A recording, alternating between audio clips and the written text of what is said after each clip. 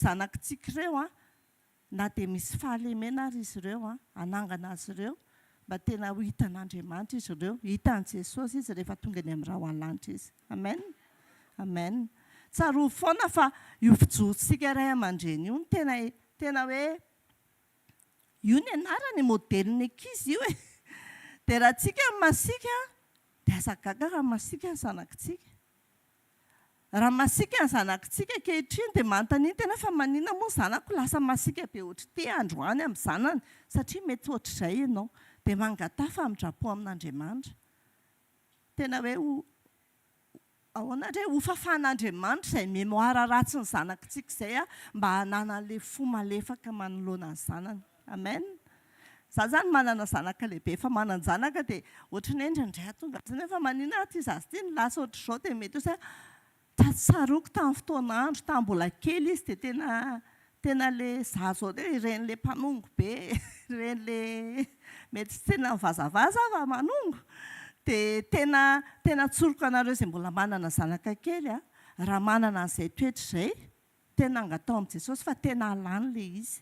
Tena nangatako tamin'i Jesosy mihitsy tamin'ny fotoan'andro Jesosy tena aoka ty le faingan-tanany ty aingana be tena vao tsy tiako dia na trano dia le tena le tsongindriny kely ireny mihitsy dia tena nanomboka nanana an'i Jesosy amin'izay dia ohatrany hoe hitako hoe malipalahelo kely izany le zaza hoe izao foana ve ny tezaiko andreto zaza reto izany mety endry izy fa tena ozy sa Jesosy tena ataovy tsy mahita ny fahalemen'reto zanako reto dia ataovy mety izy ka ny zanako tena izay mihitsy tsy hoe maditra izy fa za mihitsy ny kizitina za mihitsy ny izay dia mainka be mihitsy raha mitomanimany ny zaza iny dia dia tomany pio ohatrany hoe izany le toetra taloha fa tena hoe afaka mangataka amin'i Jesosy sika. Anisan'ny toetra iray novain'i Jesosy tamiko izay voanandray an'i Jesosy izay ny anisan'ny voalohany indrindra niala tamin'ilay mafaingan-tanana mikapoka zanaka.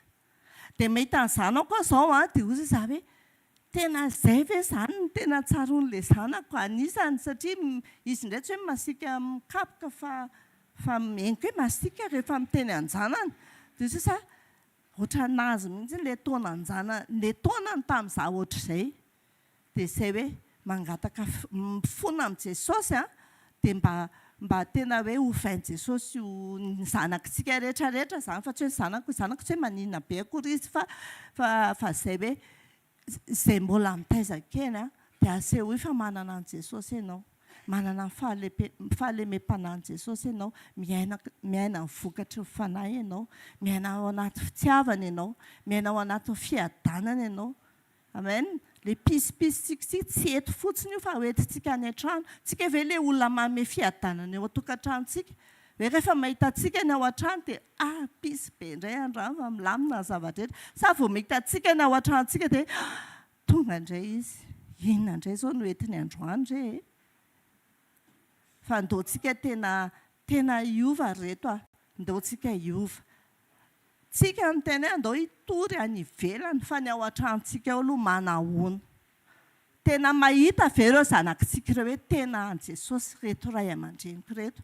Tena mahita ve ny ao an-tokantranontsika hoe tena miaina ny vokatry ny fanahy masina ty reniko ty miaraka amin'ny zanakitsika tsika eto amen.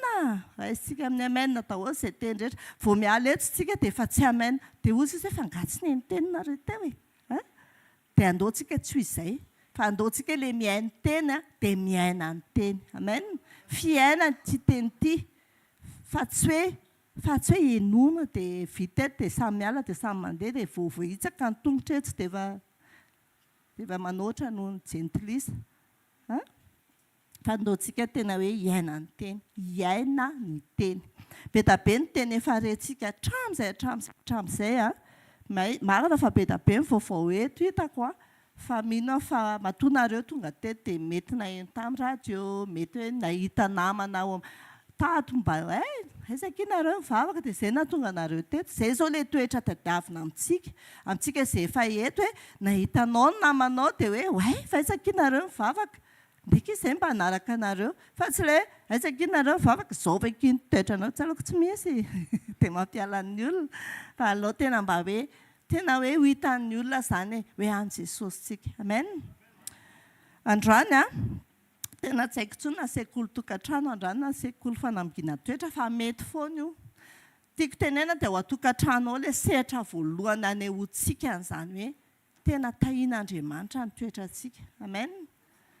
Tena hoe miaina an'izany hoe toetra n'Andriamanitra izany tsika. Ao ihany ny sehatra anankiray voalohany. Anontaniana zanaka hoe inona kay manao ao nareo ao? Tena izy ve nareo ao sa ilay tena mbola ilay mampime be? Le contraire le zavatra teneneto foana ve le iainanareo ao sa le teneneto mihitsy ny fiainanareo ao? Amen. Anontaniana zanakareo fa voavaliny tsara, anontaniana vadinao fa voavaliny tsara hoe ianao le lehilahy milay be efa miaraka amin'ny Jesosy na ianao le mba hamody mitory teny nefa tsy izay mihitsy. Tena makaleo be miara-miaina aminao. Hoekeny hoe tsy ho izay. Tsy ho izay tsony ny fiainantsika amin'ny anaran'i Jesosy. Amen. Ao an-tokantrano ao ilay tena sehatra anankiray anehoantsika fa tena hoe any Jesosy tsika. Sehatra anankiray tena anehoantsika hoe feno tenitsika. Sehatra anankiray tena anehoantsika hoe miaina sitrapon'Andriamanitra tsika. Ampivavaka tsara tsika. Dia ilay mamoaka ny vokatry ny fanahy masina foantsika. Ao an-tokantranontsika ao. Amen.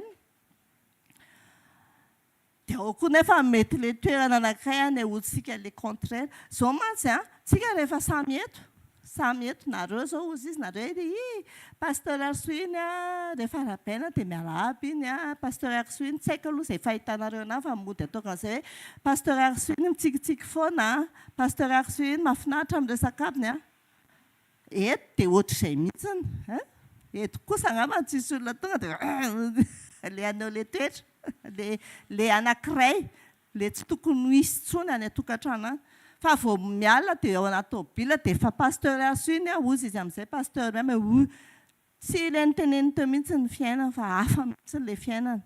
Fa tena hoe andao tena hoe ho antsika mpanompon'Andriamanitra izay eto dia aoka mba tena izay raha mpiteny eto ianao dia aoka ilay fitenenao eto koa ilay fiainanao. Izany izy fotoana taloha ny tena izany foana ny pasteur dada hoe izay toriana dia izay ihany teny tokony torianao, izay iainanao no torianao dia tamin'ny voalohany zaho vao mianatra an'ilay iziko. Ohatrany hoe mamaky tena dia atsofoko ny tompo ato anatiko hoe izao fa rehefa nandinika tokoa ianao tena hoe tokony mba farafaratsiny efa ataoko mety tsy mety mihitsy izay hoe miezaka miaina an'ilay izy fa tokony efa fiainanao ilay izy. Satria efa apetraka tompo tao anatinao izany matoa afaka avoakanao. Indraindray raha vao remarque anareo za sao rehefa eto dia mino fa hainareo tsara mihitsy fa raha pasteur Arsoina dia fitiavana foana no tetaraina dia tokony izay izany efa fiainako izay fa tsy tokony hitory an'izay raha tena mbola hoe pakala olona. Izay fitiavana izay afaka tarafintsika ho atokantranotsika. Io fitiavana zanaka io tokony hitovy daholo fa tsy hoe indray tiako dia indray tsy tiako fa mitovy daholo. Rehefa ho atokantranotsika tsika tena hoe Jesosy fitiavana ny fiainantsika ho atokantranotsika. Amen. Ilay vokatry ny fanahy masina ny tena tokony fiainantsika ho atokantranotsika. Amen. Andaontsika inge mamaky ny jauna voalohany toko faharoa andiny voalohany ka hatramin'ny faha 1:10. Vakitsika aingaikaingana kely izy. Anaka izany zavatra izany soratako ny aminareo mba tsy anontana. Ary raha misy manota dia manana solovava ao amin'iray isika dia Jesosy Kristy ilay marina. Ary izy no avitra no fahotantsika ary tsy noho ny antsika ihany fa noho ny an'izao tontolo izao koa. Izay manao hoe fantatro izy nefa tsy mitandrina ny didiny dia mpandainga. Ary marina tsy ao anatiny izay milaza fa mitoetra ao aminy izy dia tsy maintsy mandeha toy izay nandehanany koa. Ry malala tsy didy vaovao no soratako aminareo fa didy ela izay nanananareo hatramin'ny voalohany. Didy ela dia izay teny efa renareo ary koa didy vaovao no soratako aminareo dia zavatra marina eo aminy sy eo aminareo satria miala amin'ny maizina ary mazava marina no mazava ankehitriny. Izay milaza fa ao amin'ny mazava izy kanefa makala ny rahalahiny dia mbola ao amin'ny maizina ihany. Izay tiany rahalahiny no mitoetra ao amin'ny mazava ka tsy misy fahatafitohinana ao aminy. Fa izay makala ny rahalahiny dia ao amin'ny maizina ary mandeha ao amin'ny maizina ka tsy mahalala izay alainy satria maizina no efa nahajamba ny masony. Amen. Izay ilay teneniko anareo hoe mazotoa mamaky teny ao anaty teny Jesosy aloha. raha tsy mazoto mamaky teny ianao dia tsy mahalala an'i Jesosy akory izany, tsy mahalala ny sitrapon'i Jesosy akory izany. Io vao noteneniko tamin'ny pasteur Miama teny an-dalana hoe tena le izy ary datakay rehefa mandeha ianao misy fotoana tena tsory hoe mangatsiaka mihitsy ianao ka na mamaky an'io tenin'Andriamanitra eo tsy vitanao mihitsy. Dia eo ianao ilay tenen'ny olona amin'izay manao partage ianao tena tonga dia voraka taliana tantaraiko tsisy satria tsy mamaky teny ianao. Fa rehefa feno teny ianao dia tena hoe tsy haiko hoe fanamasina ve tonga dia efa miasa ao anatinao koa en même temps fa ohatran'ny hoe mety daholo, ohatran'ny hoe efa misy zavatra apetraky ny tompo ao anatinao dia efa misy tenin'Andriamanitra mandeha ho azy eo amin'ny vavanao. Le teny izany, le teny tena mila hananantsika betsaka ao am-pontsika, ahafahantsika maneho izay ny teneniko hoe mety tsy miteny ny vavantsika fa ilay fihetsika. Rehefa manao zavatra tsy mety ianao dia hoe tsy sitrapon'i Jesosy, fantatrao ilay sitrapon'i Jesosy satria namaky ny tenin'Andriamanitra ianao. Famakiana ny teny tena i pasteur Njiva moa ilay miteny hoe misy dôzy. Dia tokony manana ilay dôzy kely tsika. Tsy fantatro misy mamaky isaky ny zay sa misy mamaky tonga dia lava be hoe sa misy fa tokony mba mamaky teny mamaky tenin'Andriamanitra. Tsy ilay baiboly io izany tsy tokony misy vovoka tsony fa tokony hoe misokatra foana ny baibolitsika. Amen. Dia mba conseillako aminareo tsy ilay baiboly ato anatin'ity vakiana fa baiboly taratasy mihitsy. Dia indraindray rehefa tena hiaraka amin'ny tompontsika dia piana mihitsy io telefaonina io satria rehefa hiaraka amin'ny tompontsika dia miantso izy, miantso ilay akaiky ny fonao izany dia tsy maintsy raisinao ilay izy drehetra. Tsy mety ary izay mihitsy matetika izay rehefa andeha hitokana ianao dia miantso tafoka nefa rehefa tsy hitokana ianao toa tsy miantso izy.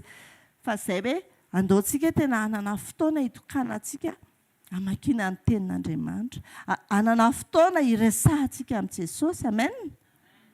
Hanana fotoana handinihantsika tena. Amen. Mila mandiny teny tsika.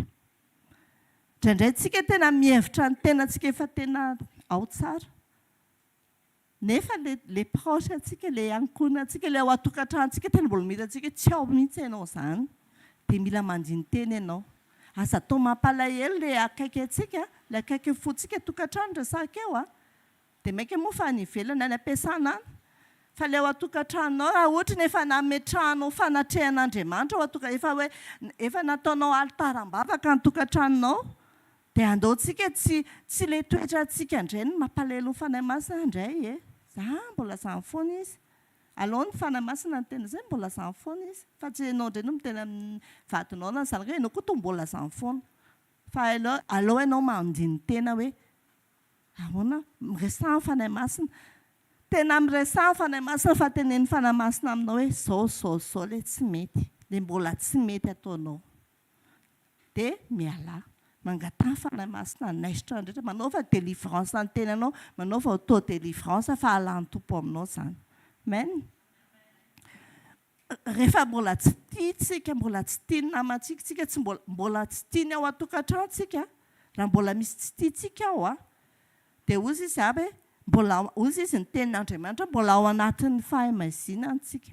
Ny olona mazava dia olona mazava saina, mazava fieritreretana, tsy maloto fo, madio tsara ny fisainana, madio tsara ny fo.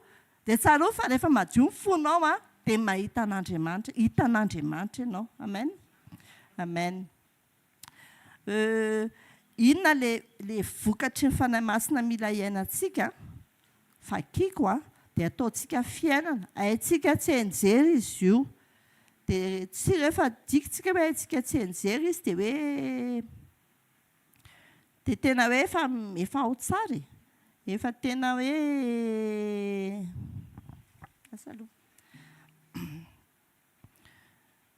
indraindray tsika mahay tsy enjery tenin'Andriamanitra be loatra fa tsy miaina an'ilay tenin'Andriamanitra akory. Fa ozy izy za hoe rehefa hainao tsy enjery io tenin'Andriamanitra io dia ny andao tena ataontsika fiainana.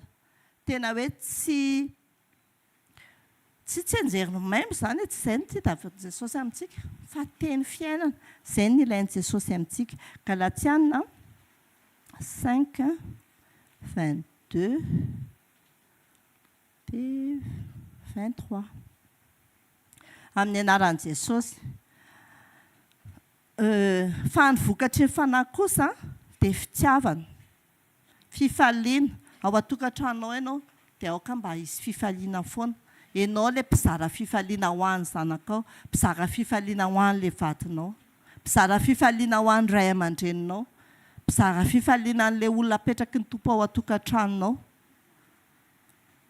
Fiadanana, izay ilay efa noteneniko teo, faharim-po, fahamoram-panahy, fanaovan-tsoa, fahamarinana, fahalemem-panahy, fahononam-po. Tsy misy lalàna manohitra izany. Amen.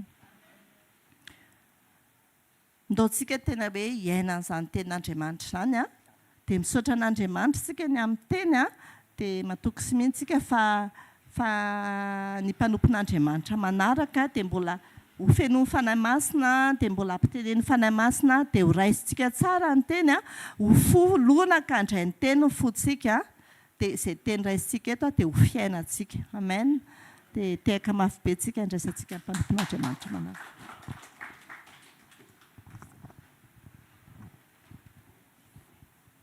Alléluia. Mbola faly miara-batsika rehetra amin'ny anaran'i Jesosy.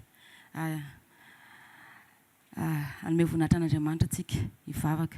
Ray misaotra sy mankasitraka anao ny amin'ny teny ary mangataka izay fanahy masina mba tena ianao ny teny eto. Raiso ny toeranao, sokafo ny fomam-pananay mba tena ahafahanao hanjaka sy toetra ho tamanao anatin'ny tsirairay avy. Ary aoka ny ranao sarapidina dio anay ho an'Andriamanitra ny voninahitra amin'ny anaran'i Jesosy. Amen. Alléluia. Ny ten'Andriamanitra milaza. Alléluia. Ny ten'Andriamanitra milaza ny amin'ny Matthieu 11:29 hoe entony zogako ka mianara amiko fa malemy fanahy sady tsy miavonam-po dia hita fitsarana ho amin'ny fanahinareo ianareo. Amen. Ninina zany fitsarana ilatsika amin'ny fiainantsika dia mila mitondra ny zogan'i Jesosy tsika. Amen. Tsy mora, mafy be, fa raha tena miaraka amin'ny Jesosy tsika mahafinaritra be. Amen. Tsara be miaraka amin'ny Jesosy satria arakaraka antsika mangetaheta feno fitiavana ao anatintsika hoe anaradia azy, anaisotra n'le mavesatra rehetrarehetra, le zavatra mbola mahatamana ny nofo eo amin'ny fiainantsika dia mahafinaritra miaraka amin'ny Jesosy. Sarotsarotra mpanantanterahana amboalohany fa rehefa tena iainana ny tenin'Andriamanitra araka ny tempon'ny Andriamanitra mila feno teny zasy ianao, mila tia mamaky teny zasy ianao, mamaky tenin'Andriamanitra fa tsy hoe mamaky teny hafa, fa mila fiainantsika mihitsy le mamaky tenin'Andriamanitra, dia mila loko mivavatsika koa le tenin'Andriamanitra fa tsy hoe ao am-potsika fotsiny ao, fa io vavatsika io mila miteny tenin'Andriamanitra isan'andro isan'andro. Amen. Dia hitoetra ao anatintsika ny fitsaharana. Rehefa tena iainantsika zany ny fiainana miaraka amin'ny Jesosy dia mitoetra moramora ao io. Tsara be le hiran'ny pasteur Bodikely hoe matetika tena ataoko rehefa mandeha dia voateny vavaka foana tira ty le hoe tario ao fanahy masina, hovay ny olom-baovao izy hovay olom-baovao izy dia tena hoe mila mahalalitsika hoe inona moa ny zavatra tsy tian'Andriamanitra iainantsika fa Andriamanitra efa mahalala izy. Hoy izy hoe enao mahalala ny tsy mety maty ao am-poko ao. Itsika koa mahalala ny hoe inona ilay zavatra tsy mahatamana an'Andriamanitra ao anatintsika ao. Tadidio fa Andriamanitra dia alfa, Andriamanitra omega. Fantany zavatra miafina rehetra na miezaka tsika nafina ny mpiara-manompo, miezaka manafina ny pasteur. Fa hitan'Andriamanitra io satria na ny volontsika fantatra ny isany. Alléluia. Dia mila miteny foantsika hoe fanahy masina tario tena hoe ho feno fiombonana aminao, ho feno anao ny fiainako. Manaiky foantsika amin'izay hitondran'Andriamanitra tsika, izay hitondran'i Jesosy hoe aty indray, tsy handeha amin'izay tiatsika. Fa tena manaiky tsika hoe inona ny tian'i Jesosy hatongavana hitondranantsika satria tadidio fa ny ten'Andriamanitra milaza hoe manana ny hevitra heverana antsika sy ianao izy, dia hevitra tonga fiadanana. Efa omenantsika ny andisy raha manaraka azy tsika dia miadana, mitsahatra, manana fiainana mandrakizay. Tsalova hoe manaraka an'i Jesosy, tsisy tebiteby miaraka amin'ny Jesosy zany, tena mifaly foana. Miteny izy any amin'ny Filipiana any mifalio izy mandidy izy hoe mifalia. Zasy ianao raha fiainantsika le mifaly foana na iza misy antsika sy ianao mahafinaritra be. misitona fitahiana, misitona fahasoavan'Andriamanitra, misitona zavatra be da be iny. Fa raha ianao motomoto dava dia tadidio fa ahoana ny zavatra vokatra an'izay hoe motomototra lava izay. Fa sady ianao lasa tsy salama nge. Ny ten'Andriamanitra milaza hoe ny fo miramirana ozy mahasalama tsara. Alleloia. Dia mila miramirana foana zasainao. Olona manana an'Andriamanitra zany tsy tokony ho tezitezitra, tokony ho fahalava ho tarafiny hafa hoe way tsara be ny fiainan'olona iny, fa iny tsy mba tezitra zany. Ataoko an'izao fa mitsiky foana izy satria manana an' Jesosy ianao, manana fanantenana ianao fa na inona na inona nataon'olona aminao dia izao no ataonao hoe mitompo manana ny fotoanany foana amalinany iny, fa ianao tsy mahazo mamaly ratsy ny ratsy zany, fa ianao maneho vokatra foana hoe inona mivavaka ho an'iny olona iny, mivavaka ho an'ny hafa foana, miaina amin'ny fiainam-pitiavana foana satria izay na sain'Andriamanitra ataontsika. Ninona ataontsika n'aiza lentsika meo voninahitra Andriamanitra. Aiza miresadresam-pony zany. Tena miresan'Andriamanitra resao foana hoe na tsy zany ary izay mitranga eo dia avadio ilay izy e. Avadio hoe tsara nge reto miaraka amin'ny Jesosy e. Manao an'izao nge Jesosy aiza le fahagagana sana fa reny manaraka ho azy. Tario ny olona tena hijoro hanompo an'Andriamanitra tsy amin'ny filana fa no manana amin'ny fiainana mandrakizay. Amen. Rehefa tena tarintsika foana mila verimberina ohatra mianatra lesona tany am-pianarana ane io e. Raha akabaka na BEPC ny olona anankiray raha tsisy révision mihitsy na hivavaka be takin'iny izy miracle zay raha vohatra ka afaka ao izy. Fa ny tena hoe afaka iny mianatra izy, nanao famerenana foana izy, namerina izy matematika, fizika, dia zay koa ny tian'Andriamanitra iainantsika ho feno teny, ho tia mamaky teny, arakaraka ny ameranantsika nyreny tenin'Andriamanitra keny dia tonga fiainantsika reny ny farany. Amen. Satria etaeta ao anatintsika senao mahatonga n'le zavatra rehetrarehetra ho tonga fiainantsika senao. Alleluia. Zany ny ten'Andriamanitra ny amin'ny Samuel 2:30 hoe izay manome voninahitra an'Andriamanitra ihany nomeny voninahitra. Amen. Mila mankalaza an'Andriamanitra tsika, mila midera azy foana, mila tena hoe any amin'ny Salamy 150 izy miteny hoe zao ny fofinaina zay aoko izy zay rehetra manam-pofinaina dia idera azy, ankalaza azy. Zasy ianao nomena fofinaina. Matoa zasy ianao mbola velona, misy antom-pisintsika, misy zavatra antenaina amintsika senao. Ny antenaina amintsika senao dia anambara ny fahatsaran'Andriamanitra, ny fahalebiazany, hitory filazantsara ahatonga ny firenena rehetra ho mpianatra an' Jesosy. Amen. Tsy hoe kory ny hoe inakanitsika dia hiasitsika dia hitady volontsika, fa na dia matory aza malalako izy domeko azy ny zavatra rehetra. Amen. Andriamanitra nge tiantsika, Jesosy tena efa miteny foana hoe ninona zavatra takintsika, ninona zavatra ilaintsika efa vonona, fa safidy. Miankina amin'ny safidintsika senao mahatonga le zavatra tanteraka aingana, mahatonga le izy taraiky, safidintsika senao mahatonga an'izany. Fa hatonga le safidintsika senao tonga ara-potoana. Alleluia. Manompo an'i Jehova. Manompo an'i Jehova Andriamanitra ao dia hitany anao izy sy ny rano fisotronao dia hoesoriny aminao ny aretina. Alleluia. Jesosy amaky ten'Andriamanitra tsika ao amin'ny Filipiana 2.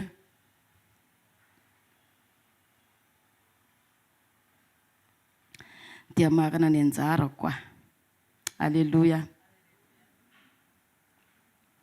Ao amin'ny Filipiana 2:2 andininy voalohany ka hatramin'ny 2 ihany vakitsika fa tsara be io dia hatreo amin'ny 2 ihany vakitsika ny teny amin'ny anaran'i Jesosy Kristy. Hoy izy hoe ao amin'ny soratra mandry dia ny teny toy izao ny ten'Andriamanitra hoe fitarihana teny ny fiara ny Alleluia.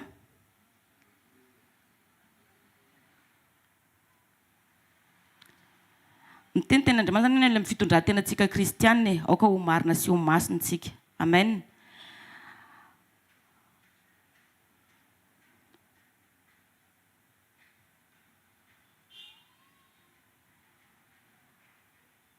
Alleluia.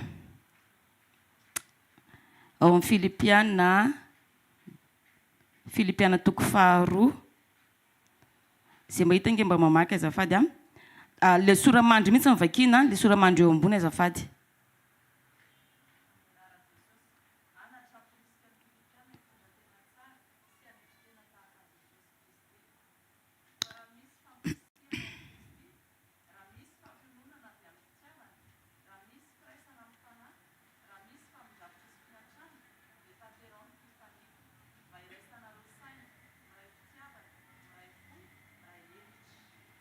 Alleluia. Tenin'Andriamanitra milaza hoe fampirisihana antsika kristiana hozy izy dia hijoro tsara, hitondra tena tsara. Itsika kristiana ampirisihana hitondra tena tsara. Raha ny tempony mpon'Andriamanitra teo aloha dia izay ihany, tempony mpon'Andriamanitra faharoa dia izay. Mila mitondra tena tsara tsika ho fitaratra ny zanantsika ao an-trano indrindrandrindra. Ny ao ankohonana aloha. Ahoana ny ahafahan'ireo taranantsika ireo tena hoe hijoro an'Andriamanitra raha ohatra ka izasy ianao manao kinanga. Fa ny fijoroantsika mahatona olona maro. Ny fijoroan'ny vavy indrindrandrindra mahatona ny vady aman-janaka. Itsika rem-pianakaviana itsika no androndreo ankonantsika ireo e. Raha izasy ianao manao kinanga ny fitondrantenantsika fiarahantsika amin'Andriamanitra dia ahoana ny hafaran'ireo ankonantsika ireo. Izasy ianao mila tena hoe mametraka foana. Tsy izay tiantsika ho ateo, tsy izay mahafinaritra antsika. Na tiantsika na tsy tiantsika dia izay tenen'Andriamanitra dia izay ny iainantsika foana. Izay ny tokony hoe ho fitondrantenantsika sy ianao foana. Mba tonga ny olona isaringotra ny lambanao hoe aiza ny Andriamanitra izay vavahanao. Mahafinaritra be nge izany e. Tsy mila miteny ny vavanao, fa ny toetranao, ny fitondrantenanao, ny fijoronao araka ny ten'Andriamanitra hoe nareo izay mijoro tsara tandrema tsara sao ho lavo izy. Mila mitandrina zasy ianao isan'andro tsy miteny hoe za efa mpanompon'Andriamanitra, za efa tena hoe evangelista enjana be mihitsy ny mpanao délivrance be. Fa tsy ny mampaninana anao no hoe ny tena mampangeza anao na mampahoana anao, fa mila mitoetra mihetry foana ianao. Jesosy angeka fantany hoe zanak'Andriamanitra ary fantany fa Andriamanitra izy e. Fa nanetry tena olombelona izy, nanetry tena foana izy ninona zavatra niainany teo amin'ny fiarahamonina. Izasy ianao maninona raha mihetry foana koa manoloana ny zavatra rehetra izay iainantsika. Tsy anamarintena foana. Manekery rehefa diso, manekery rehefa misy olona matetika rehefa tsy haiko na tratran'izany nareo. Zavatra hafa teneny aminao dia rehefa avy eo mihodina dia tsy te ho menatra izy hoe niteny zavatra diso anao izy dia tsy te ho meloka. Dia tonga dia ianao melomelohany eo. Dia ny anahy ekeko foana satria ninona zavatra mipetraka izany dia efa petrao foana vao mifo maraina ianao dia mivavaka Jesosy aoka le toe-ponao mihitsiny. Tena le toe-pon'i Jesosy angatao foana ho toe-pontsika. Le matery an'i Jesosy matery antsika. Fa tsy hoe za kosa manana marina dia tsy maintsy joro amin'ny fahamarina koa e. Za tsy maintsy izao fa le tsy maintsy ampirimo. Fa aleo Jesosy isandratra. Alleluia. Tsika sy ianao mila mihetry foana naiza dia le tsika sy ianao ninona ny ataontsika sy ianao. Fa raha vao tsy miaintsika amin'ny sitrapon'Andriamanitra tsy misy dikany hanampoantsika an'Andriamanitra fa mbola iaina rehetrarehetra mitovy. Fa matoa tsika manombo tena. Mifoha amin'ny firy maraina mandeha mamonjy fotoana. Tsy miala mihitsy latsinainy talata larobia lakamisy zoma sabotsy lahady mbola any amin'ny vondrombavaka. Hanome vokatra tsara. Satria izy ny ten'Andriamanitra teo amin'ny Filipiana 2 teo hoe ny faniriako izy. Ny faniriako dia isika miray fo, miray saina, miray fitiavana, miray hevitra. Amen. Ao anatin'ny fanompoana an'Andriamanitra zany tsika sy ianao fanirian'Andriamanitra amin'ny zasy ianao. Tsy hoe izay ny hevitra dia tsy maintsy arahana. Tena hoe anontaniam fanamasina hoe inona no tokony atao. Aiza malaky miteny fa ny ten'Andriamanitra milaza hoe aoka tsika alady iaino, alay inteny. Alleluia. Surtout tsika vehivavy na ao an-tokantrano naiza tsika tena malaky be le vavy. Fa zao manomboka zao dia manombo tena hoe tsy tiany Jesosy zany fa ialako zany. Avy amintsika ne le zavatra dia tsika manaisitra dia tsika miteny amin'ny Jesosy hoe ampio za asory le zavatra rehetrarehetra pentipentina tsy mahatamananao atao anatiko. Fa Jesosy tia fo feno fitiavana, fo madio ny afaka hitoerana. Fa raha mifotsika mbola feno lonilony, mbola modimody kristianina zasy ianao tsy tamanao Jesosy. Alleluia. Tsy afaka hitoetra ao amin'ny fiatsaram-belatsy izy. Fa olona marina sy masina ny tian'Andriamanitra. Olona marina sy masina napekarin'Andriamanitra ny Apokalipsy miteny an'izany izy hoe olona masina no voasoratra amin'ny boky ny fiainana. Metezitsika na masina ny tenantsika isan'andro manombo ny tenantsika hoe inona dadavan'i Jesosy amin'asy ianao. Alleluia. Vavakatsika. Hitsangantsika. Ray masina tsara indrindra misaotra sy mankasitraka izay ny amin'ny fitiavanao.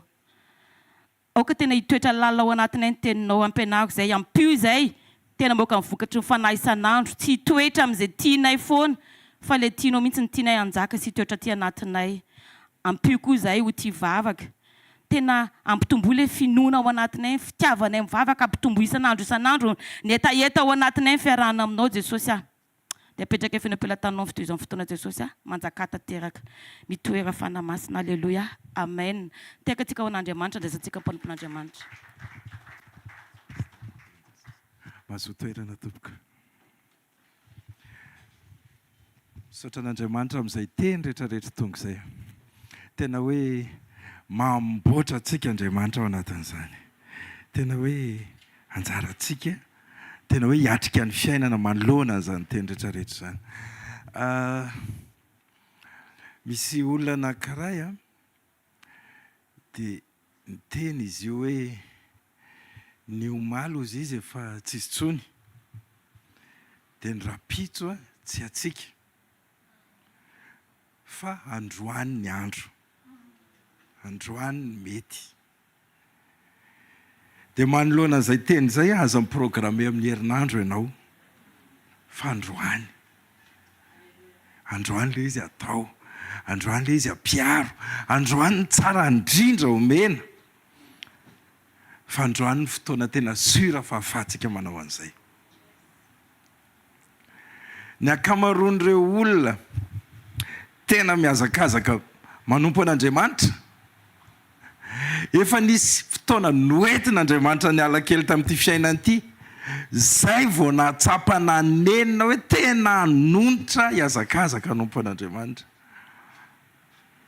Fa ianao a, nomen'Andriamanitra saina matsilo mandray a, men'Andriamanitra fanahy mandray androany a, dia raiso ilay izy. Aza miandry zavatra goavana be hoe inona fa tena tonga dia ampiaro.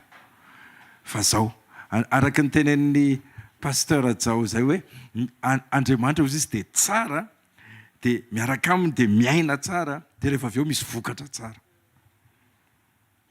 Aza misalasala amin'ny fanapahan-kevitra, fa androany meo ilay izy. Amen. Amen. Misy tenin'Andriamanitra ifampizarantsika arak'izay voasoratra ao amin'ny Rota toko voalohany a, dia ny 9:9 ka hatramin'ny 12.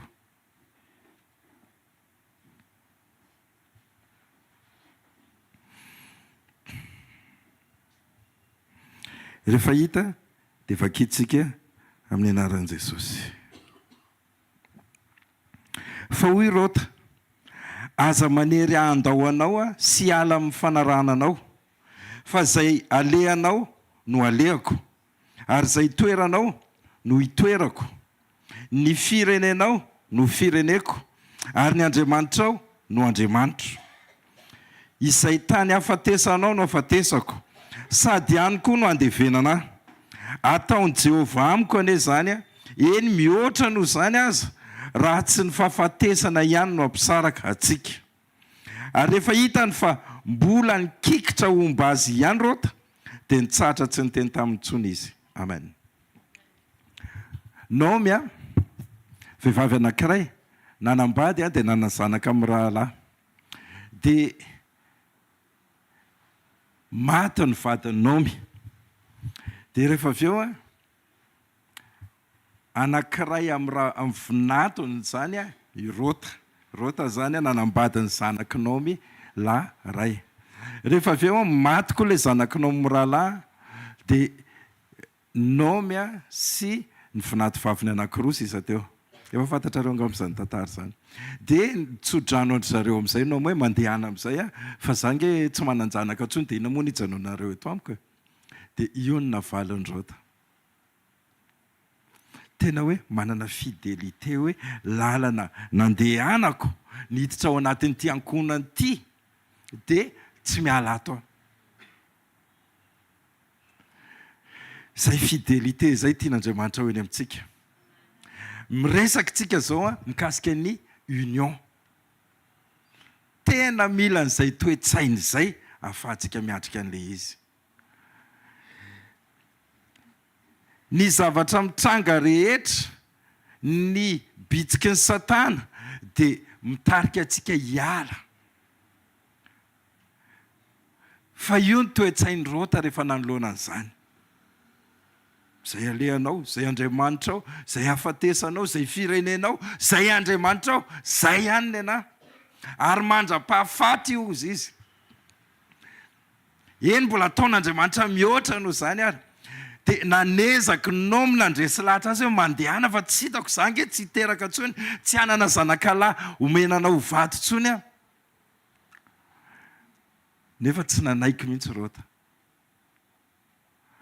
Andao mba hanana toe-pohatra izany tsika manoloana an'Andriamanitra. Hoe tena tsy hiala amin'Andriamanitra. Mandra-pahafaty.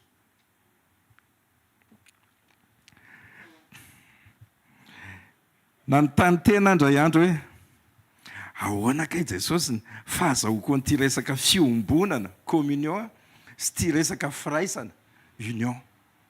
Ahoana kay fa ohatrany hoe miaino aho dia rehefa avy eo ohatrany tsy haiko hoe ahoana le izy. Dia izay mivady rehefa mifoha maraina dia zay mandeha tongotra. Dia mandeha mividy mofo atao sakafo ao an-trano. Dia rehefa eny an-dalana izay dia misakafo kely aloha izany, manao lamaritra kely, dia avy eo dia naonanaona kely dia misakafo kely. Dia efa lasa tsy enjery mihitsy ilay sakafonay. Vary amin'anana, dia rehefa avy eo mofo sy kafe, dia mividy mofo topaina dia mody. Zay foana. Dia amin'ilay vary amin'anana, ny laokany azy kitoza.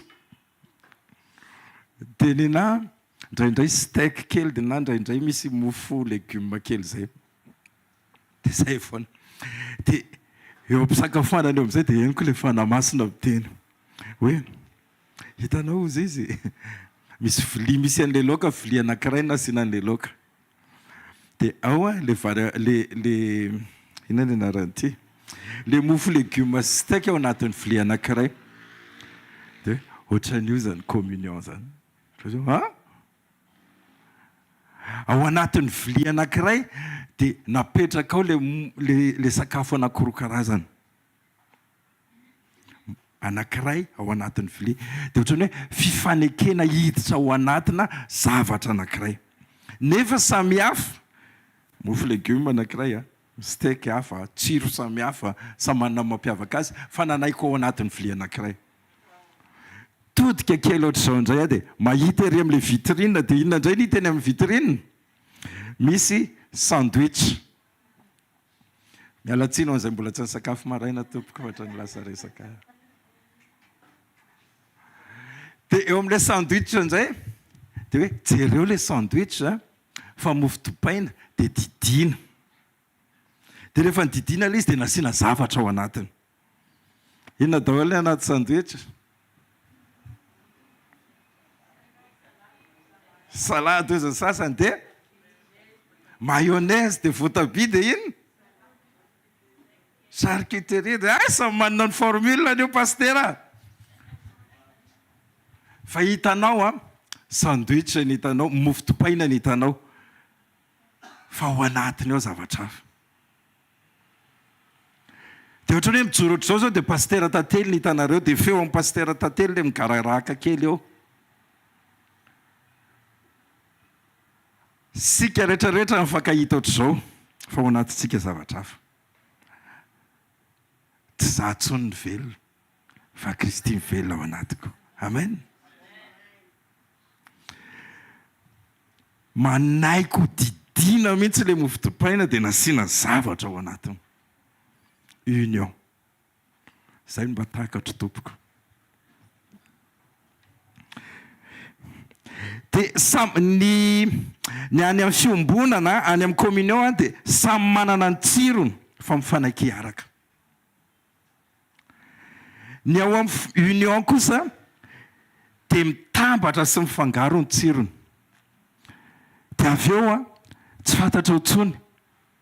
Ary izay mihitsy ilay tanjony, leo isika mihena fa Andriamanitra mitombo. Ohatrany hoe vatanao ny hita, ohatrany hoe ny feonao ny re. Fa rehefa avy eo ilay olona gaga, Andriamanitra izany henoko izany. Amen. Andao irosontsika mandeha fotoana. Hijery Salamo toko fahaefatra amby telopolo andininy fahatelo. Salamo 34:3. amin'ny anaran'i Jesosy. Miara mankalaza ny Jehovah amiko ary aoka hiara-nandratra ny anarany isika. Amen. Miara anandratra an'Andriamanitra dia ohatran'ny hoe fiatsonana nataon'ny mpanao salamo amin'io, andao hiaraka. Tsy union zany, fa ilay fahasamihafana rehetrarehetra mifanatona dia miaraka anandratra an'Andriamanitra, hiteran'Andriamanitra. Azonareo ve? Ao anatin'ilay communion misy fahasamihafana ampifanantonina. Dia antso mihitsy rehetra ary aoka hiaraka, misy samihafa fa miaraka anandratra an'Andriamanitra isika. Raha miresaka ny union indray dia andao hijerintsika Galatiana 2:9-20. Galatiana 2:20 amin'ny anaran'i Jesosy. Tsy izaho intsony ny velona fa Kristy ny velona ato anatiko. Amen. Izany hoe fahatsapana mihitsy hoe tsy le za tsony zany ka hafa le za taloha ka zany tena efa misy inona moa zany olona hafa mihitsy, fanahafa mihitsy zany mitarika izany, tsapanao zany zavatra zany eny an-dalana. Jaona 4:17 amin'ny anaran'i Jesosy. Za sy ny ray dia ray ihany. Amen. Union zany sa communion? Union zany, firaisana zany, efa tsy samy hafa tsony, fa mitady mihitsy le mpianatra hoe zao hoe aseho ianay ny ray dia ampy zay ty ahita ny ray. Dia hozy Jesosy hoe hiatry ny ela zay ihany mipetraka taminareo, dia mbola tsy fantatrareo ihany ve? Ny zavatra teneniko ange ka tsy avy amiko, le asa atao reny tsy avy amiko fa avy amin'ny ray reny. Ary zay mahita dia mahita ny ray, fa zay sy ny ray anankiray ihany. Amen. Ianao sy Jesosy koa anankiray ihany. Ianao sy Jesosy koa anankiray ihany. Zany mahatonga ny olona rehefa tonga amin'ny toerana anankiray ianao dia ohatra mijerijery ianao zany, miandry andro zavatra, miandry an'i Jesosy izy zay. Amen. Rehefa ny olona nijerijerena dia mieritreritra hoe inona moa le diplômako teo, inona sy inona daholo moa ny fahaiza manaoko teo. Nefa Jesosy ilay ao anatinao ny andrasany amin'iny fotoana iny. Dia raha mamoaka amin'izay ataoko mahafantatra ny anarako, diso fanantenana ny olona rehefa avy eo. Fa raha mahita an' Jesosy amin'izay fotoana izay izy dia ahita famonjena. Amen. Jaona 4:12 amin'ny anaran'i Jesosy. Izaho ao amin'ny ray ary ny ray ato amiko. Andriamanitra moa ny resahana eto fa tsy resaka sandwich intsontsika. Fa zay ny andrasan'Andriamanitra amintsika amin'ny firaisana amin'ny Jesosy. Jesosy atao amintsika ary sika ao amin'ny Jesosy. Fa za mino fa tamin'ny fotoana anankiray nandraisanao an'i Jesosy dia ao aminao izy. Fa avelantsika hivelatra sy azo aina tanteraka ao amintsika izy. Amin'izay tena miseho amin'ny maha izy azy Andriamanitra. Amen. Tozantsika ny tenin'Andriamanitra. Romanina 5:9 amin'ny anaran'i Jesosy. Aoka ho saina ray sy vava iray no iarahantsika midera an'Andriamanitra. Saina ray, vava ray. Tena hoe tian'Andriamanitra hoe tafatambatra zany. Tafatambatra zany. Raha vao hoe ren'le chorale mianatra hira reny dia tena na io fisokatra ny vavy io ary dia atao mitovy. Eto manonona A dia ohatr'izao ny fanonona azy, eto manonona O dia ohatr'izao. Anao misokatra loatra, ataovy ohatr'izao dia hitsina aloha. Dia efa mandeha dia efa kely sisa ireny hifarana ny hira. Mbola tsy nety indray ny averina hatrany amin'ny voalohany indray.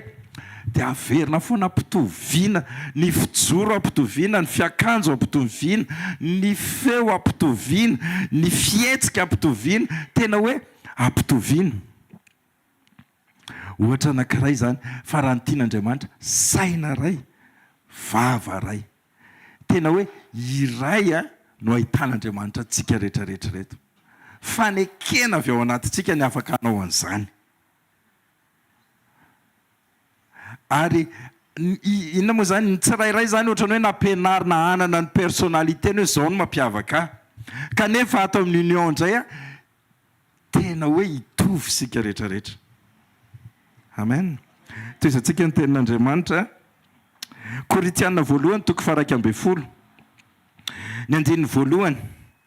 Aoka anahaka anareo dia tahaka ny anavako an'i Kristy ozy ny apôstôly. Zany zany ny antso ho amin'ny fanahafana. Izy manahaka an'i Kristy.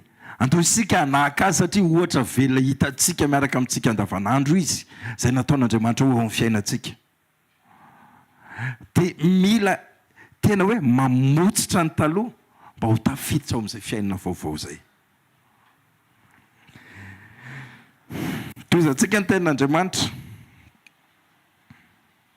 Andao tohizantsika ilay raha miresaka union dia ny zavatra andrasana zany amin'ny olona anankiray mba ho tafiditra ao dia mila manana finoana izy dia mila manana fitiavana be izy. Fa raha any amin'ny communion kosa dia andao vakitsika Kolosiana toko 3 dia ny andininy 5.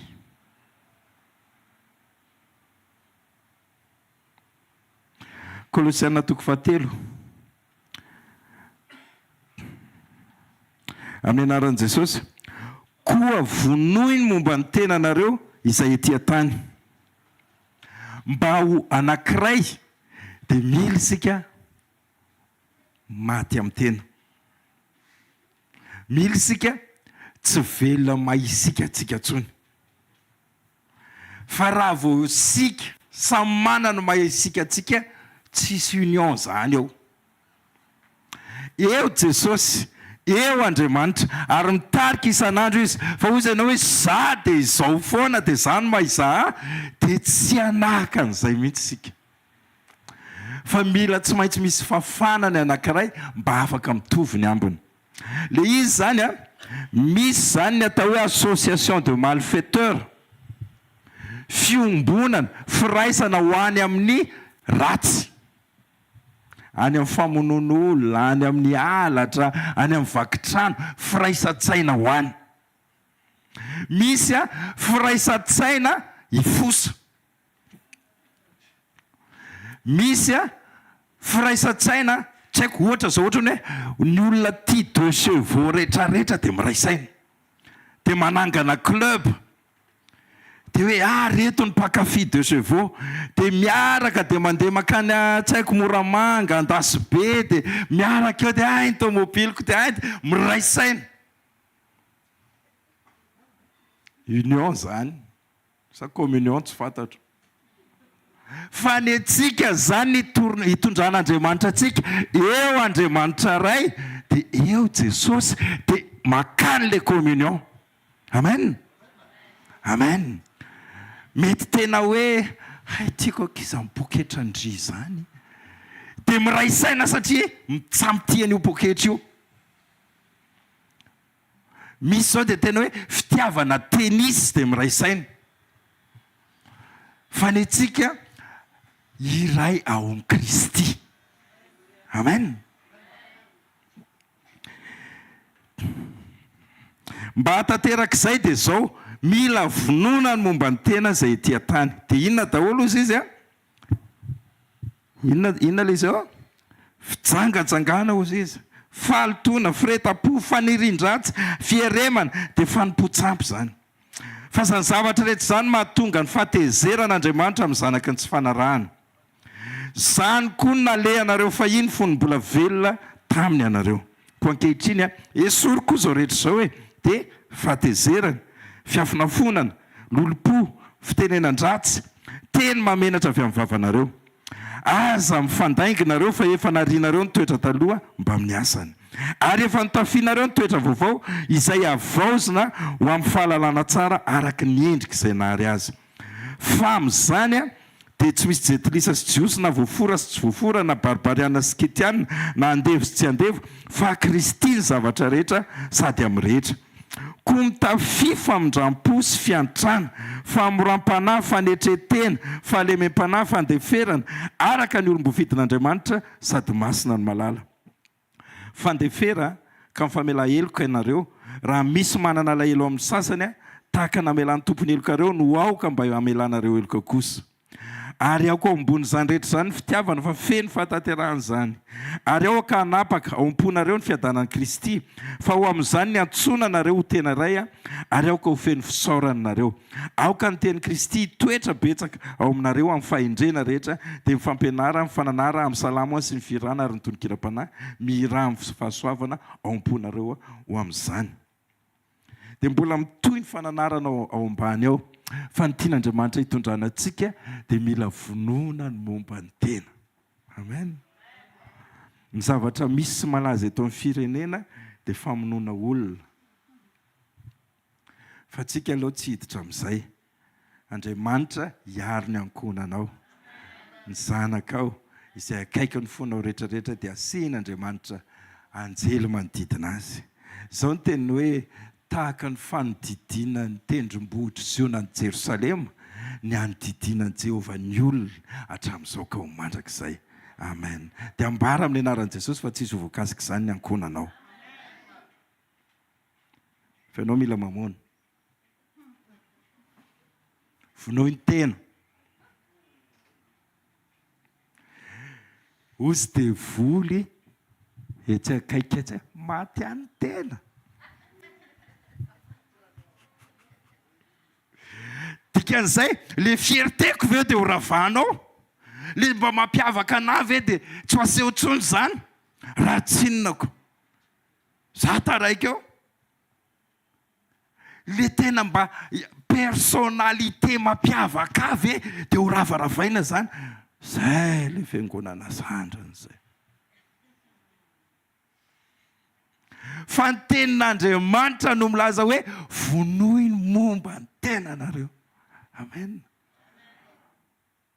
Ka teo ny eo akaikinao, andao ranga atao ilay izy a. Eo foana ny eo sakany eo e. Ohatrany hoe mandroso kely dia avy eo indray poitra indray ilay izy, anga tsy maty tsara. Zay moa indray andro andeha mangy dia fahoriana zany dia miandry ela be eo ivelany eo zany dia vazivazy le olona zany. Voaka avy any le avy eo, andrasony io aloha mbola mamono. Mbola mamono razany. Dia ozy le namanay teny, fa anga tsy maty tsara. Fa matetika tsika miatrika an'ilay tsy maty tsara. Hoe mamono ny tena rehefa avy eo mipotra tapoka indray le toetra ry amin'ny tsy ampoizina ireo. Anga mbola misy an'izany eo. Nefa ary amin'ilay tena manala baraka sy tsy mampety azy eo indray izy no miseho rehefa avy eo. Te hiteny aminao fa tsy perta izany ianao raha mamono ny tena. Tsy vo mafy izany ianao. Fa eo vao mahahitanao ny tanan'Andriamanitra miasa. Amen. Inona no lazainy tenin'Andriamanitra? Andao vakintsika ange Matthieu 10, 7-30. Tena mba vakiana kely mihitsy iny anankiray iny. Misy Matthieu zay ny baibolitsika hoe? Misy mahita an'ilay izy eo? Andao mba mamaky mafy izay mahita an'ilay izy azafady. Matthieu 10, 39.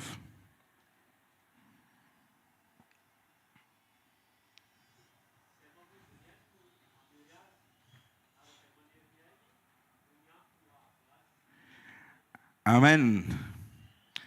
Izay maninona ny ainy hono?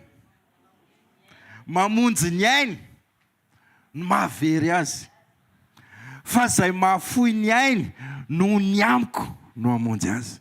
Amen. Lalana tokony halenga izy io e. Ny problème matahotra ho faty ilay kristianina dia izy zany hamono tena ao. Fa nytenen'ny tenin'Andriamanitra ato hoe izay mahafohy ny tena noho ny amiko. Amen. Ilay izy kosa hanony amin'ny Jesosy fa raha tsy nohony amin'ny Jesosy zany atao hoe suicide, famonotena, dia fahotana indray. Za tsy tia ntsony, za hamono tena, inona ntsony havelomako?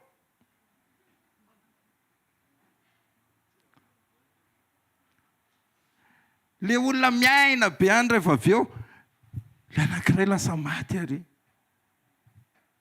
Kitiony eo akaikiny nohony amin'ny Jesosy le izy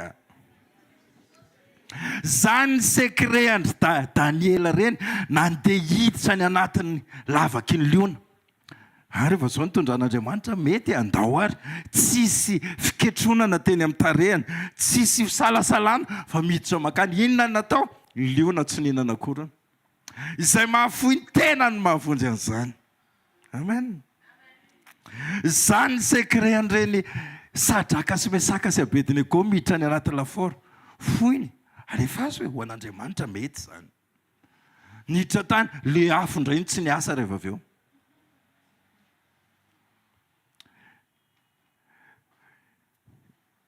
Kiteny okay, tianao zavatra aminao Andriamanitra hoe. Fa misy sakana anankiray hoe ianao tsy mety mamono hoe. Fa vonoy ilay tena dia ho hitanao ny tanan'Andriamanitra miasa. Le mahafohy ny tenany ka le anao miteny hoe Jesosy ho pelatananao nge ny fiainako. Ianao nge mahita momba rehetrarehetra. Tonga dia miditra tsehatra ny tanan'Andriamanitra miasa. Fa isika kristianina dia mampiasa sandry be dia mampiasa saina be dia mampiasa zavatra maro be dia rehefa avy eo tsy tafandray rehefa avy eo. Dia diso fanantenana indray. Tsy hitako ihany izy ty ahoana ary za mba efa nanezaka, efa mba tsemboka be, efa nanao zao rehetrarehetra izao. Fa raha ny tian'Andriamanitra, alefa azy fotsiny andaontsika hafohy ny tenantsika nohony amin'ny Jesosy. Na tsy aro mihitsy andray andro, aloha mba hiteny an'ity. Misy fifamalina anatina rahalahy maromaro. Dia ny ray aman-drenitsika teo tamin'izay fotoana izay. Dia ilay rahalahy anankiray ato manameloka an'ilay rahalahy anankiray ato fa diso. Dia ilay rahalahy ato manameloka an'ilay rahalahy ato fa diso. Dia hoy ny ray aman-drenitsika, zany diso tamin'iny ka, zany diso fa tsy nareo zany diso. Hoy ay zany izy. Dia mahatsiaro ny tenen'ny tatikatia teo. Dia andao andevitra fotsiny eo anatin'ilay izy. Zany zao dia efa ohatra anankiray. Rehefa raikitra ny fifamaliana, iza mandevitra ao an-trano. Fa le amafy ny feonao mitory-teny iny zay ny apokanao amin'ilay izy. Tsy mampilamina raharava vao mahay mitroatra. Fa andao hietry dia tsy manino ny resy. Mandevitra amin'ny tsirariny, tsy manino zany. Andao hianatra an'izany tsika. Fa jereo nisehon'Andriamanitra andray an-tanana ny zavatra rehetra ao anatin'izay. Fa matetika, za foana mafy be, za foana le mahery, za foana le intelligent, za foana le mavita ny rehetrarehetra, tsy mandeha zany io raha tsy zahay. Taraiko eo farany. Mila maty amin'ny tena mba ahafahan'Andriamanitra mitarika antsika ao anatin'ny union. Fa raha vao isika rehetrarehetra samy manana ny maha izy azy antsika nefa tambatra ho anankiray, sakoroko. Fa isika amboarin'Andriamanitra mba ho saina ray, vava ray. Mba ho tena anaraka an'ilay fanahy ray, tompo ray Andriamanitra ray. Jesosy ao ampovoan'izany rehetrarehetra izany. Ao amin'ny union, ao anatin'ny communion, dia misy zavatra maromaro. Fa mila afaka tafatambatra. Andao nge hijerintsika raha ny amin'ny Koritiana voalohany, somary efa lasalasa ny fotoanantsika fa mba jereo rehefa tonga ny an-trano io Koritiana voalohany toko 12 io. Koritiana voalohany toko 12. Dia manomboka any amin'ny 9 faha efatra any hatramin'ny farany. dia miresaka ireo karazana fanomezam-pahasoavana. Dia reny fanomezam-pahasoavana rehetrarehetra reny tompo ray fanahy ray no mitarika ao anatin'ilay izy fa zaraina samihafa. Dia reny tafatambatra daholo ao anatin'ny communion, ao anatin'ny fiarahantsika. Dia mila isika mahay miara-monina ao anatin'ilay izy. Mihetsika ny evanjelistra ao anatin'ny fanomezam-pahasoavana tondran'Andriamanitra azy, miara-manaraka daholo tsika ao anatin'ilay izy. Ay, mety zany. Mihetsika ny teknika ato hoe andaondray ary fa tena mba ilana eto miara-mibata kely an'ireto sezy reto tsika voatratra any daholo indray tsika rehetrarehetra. Mihetsika ny anankiray amin'izay fanomezam-pahasoavana samihafa nomen'Andriamanitra. Anankiray antsika ao anatin'izany. Zany nitondran'Andriamanitra antsika ao anatin'ny communion. Vakeo kely io Korintana voalohany toko 12 manomboka amin'ny 14 dia ho hitanareo mazava tsara zany. Fa raha mijery indray tsika ny any amin'ny union dia ao amin'ny Jaona toko 14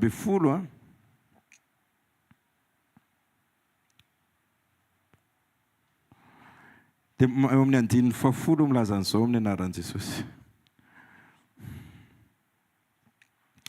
Tsy mino va ianao fa za ao amin'ny ray ary ny ray ato amiko. Ny teny izay lazaiko aminareo dia tsy avy amiko zany lazaiko zany, fa ny ray mitoetra amiko no manao ny asa.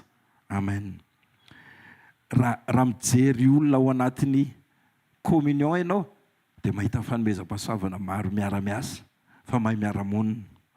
Fa raha ao anatin'ny union kosa dia mahita teny ray dia asa ray avy any amin'ny ray. Izay no lazainy ao hoe ny teny izay lazaiko aminareo izy dia tsy avy amiko zany, hozy Jesosy, izany lazaiko zany, fa ny ray mitoetra ato amiko no manao ny asa. Izany hoe ny teny sy ny asa zany dia hita miharihary avy any amin'ny ray dia ao amin'i Jesosy dia hita eny amintsika rehetrarehetra.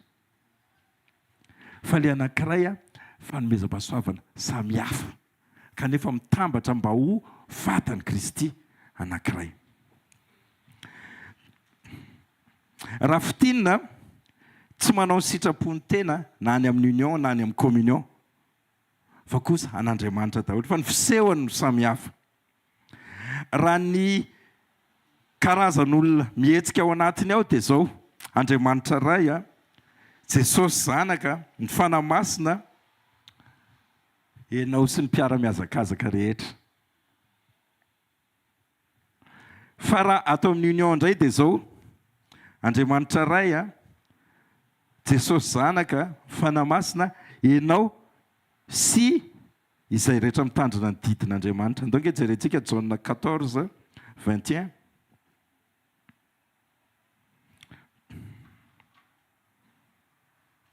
Izay manana ny didiko, ny anaran'i Jesosy, izay manana didiko ka mitandrina zany dia izy no tia ahy, hozy Jesosy, ary izay tia no tiandraiko, ary izaho ho tia azy ka hiseho aminy. Dia hozy Jodasy hoe: tompoko, nahoana no aminay ihany no hisehonao fa tsy amin'izao tontolo izao koa?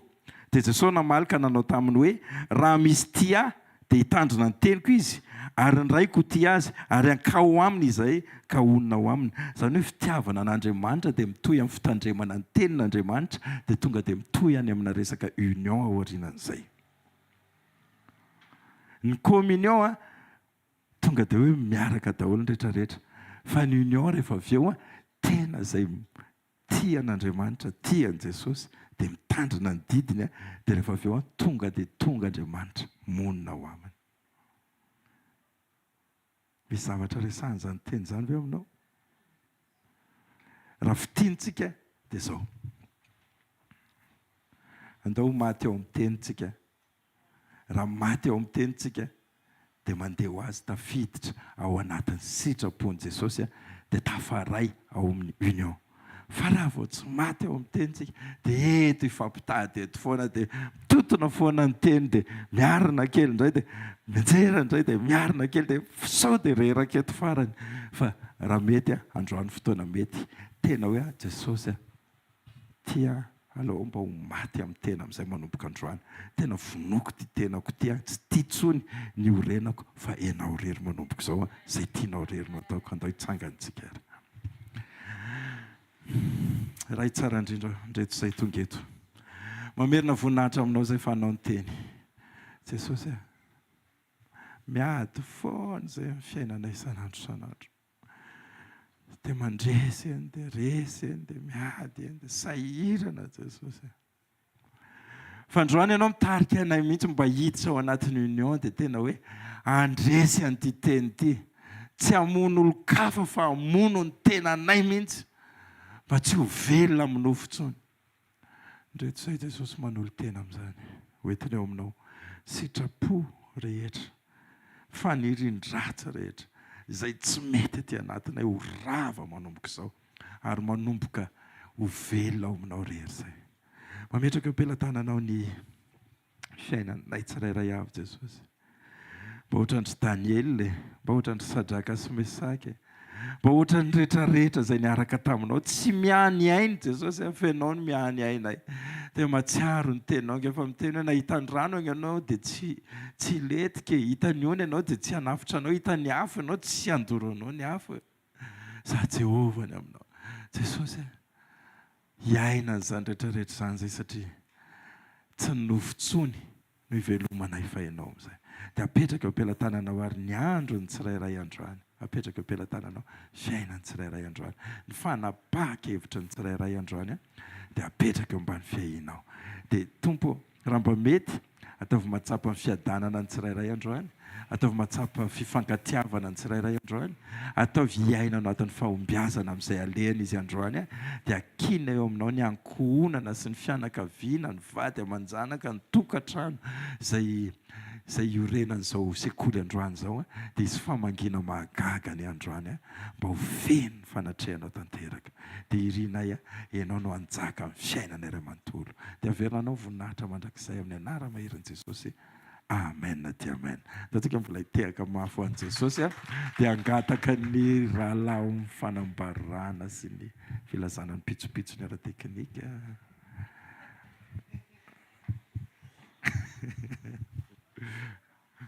Sady hanatanteraka ny rakitra isika ao anatin'izany.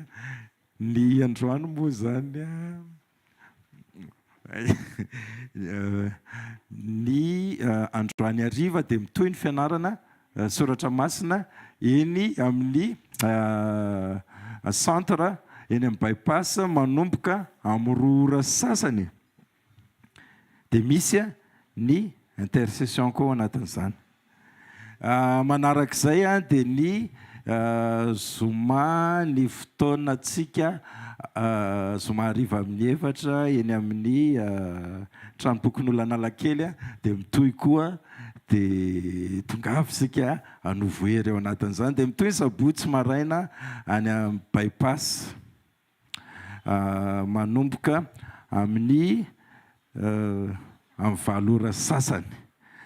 Dia ny herinandrontsika eto ihany latsinainy, talata, larobia maraina miatrika ny sekolitsika famahana olana dia ny fanasitranana ary ny fitahim-panahy sy tokantrano. Dia ao ny radio antsika enoy ny radio 90.8.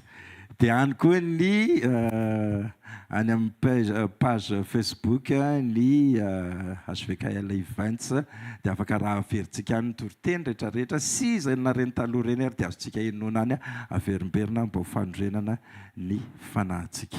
Dia hoara mitsanganitsika hanolotra ny rakitra dia indray nitsotra. Jesosy misaotra fa afaka nanolotra izay avy aty am-paosinay dia ka mba hanana anjara ao amin'ny fanjakanao ary apetraka Jesosy tena mpifaliana ny anolorana an'izany ankehitriny Tompo malala dia andeha hiatrika ny andro ny tsirairay. Angatanay Jesosy aoka tsy ny saina benay na ny fahaizanay be ntsony ny hatrika androany fa aoka Tompo ny fitarianao no ao aminay. Dia izay tsirairay avy ataovy tena matsilo amin'ny bitsiky ny fanahy masina mba handray izay avy any aminao. Dia averinay aminao ny voninahitra ny haja ny dera androany fa ianao no mendrika an'izany. Dia raisy ny tsodrano amin'ny anaran'i Jesosy. Fitiavan'Andriamanitra ray, firaisana amin'ny fanahymasina ary fahasoavan'i Jesosy Kristy ho ao aminao, hitarika anao, hampahomby anao amin'ny zavatra rehetrarehetra ataonao, dia mandehana feny an-dalana eny dia hahita ianao fa tsy mandeha irery, fa ilay Andriamanitra izay nitarika anao dia eo aminao mandrakariva, dia ho tanteraka aminao, fa mandra-pahafotsy ny volonao, mandra-pahantitra ao, dia izy ny tantana, izy ny trotro, izy ny dia ho hitanao fa fivahinianana tsara ny fahiniananao tetỳ ambonin'ny tany, ary hiaraka amin'Andriamanitra mandrakizay ho any amin'ny lanitra ianao, amin'ny anara-maherin'i Jesosy. Amen dia amen. Dia ataontsika hitehaka mafy be, dia sarao ny fahasoavana, fa fahasoavan'Andriamanitra no nato izao, fa fahasoavan'Andriamanitra no nato izao.